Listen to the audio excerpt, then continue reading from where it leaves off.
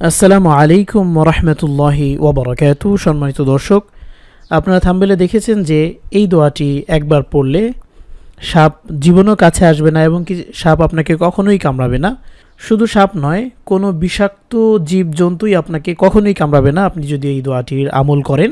সম্মানিত দর্শক, এই দোয়াটির ব্যাপারে যে হাদিস সেটা তো অবশ্যই আপনাদেরকে শোনাবো, পাশাপাশি এটার উচ্চারণ করে বাংলা উচ্চারণ সহ আপনাদেরকে এখন শেখাবো, এটার অর্থ আপনাদেরকে ইনশাআল্লাহ জানাবো।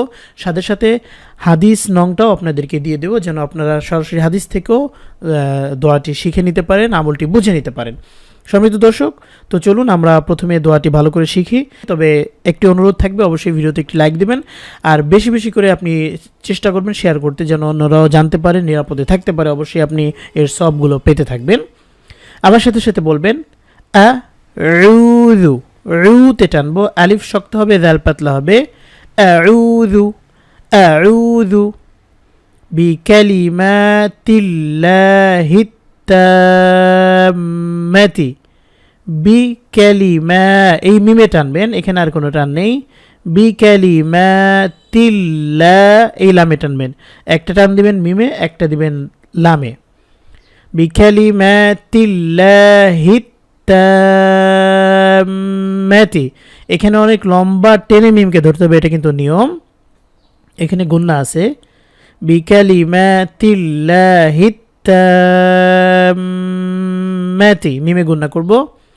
মিং শাররি, এখানেও গুন্না করতে হবে। মিং শাররি মা খালাক, এখানে খালাক আছে, যেহেতু আমরা এখানে থেমে যাচ্ছে, আরবির নিয়ম হচ্ছে এটা, যেখানে থামবো সেখানে সাকিন করে থামতে হবে বা জজম করে থামতে হবে, যেটাকে জজম বলে বা সাকিন বলে।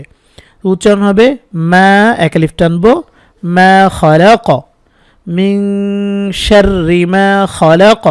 একসাথে পড়ে শোনাচ্ছি, আউযু বিকালিমাতিল্লাহি তাম্মাতি মিন শাররি মা খালাক।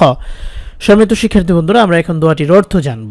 দোয়াটির অর্থ, আমি আল্লাহর পরিপূর্ণ কালিমার দ্বারা প্রত্যেক শয়তান, বিষাক্ত প্রাণী এবং প্রত্যেক কুদৃষ্টির অনিষ্ট থেকে আশ্রয় চাইছি।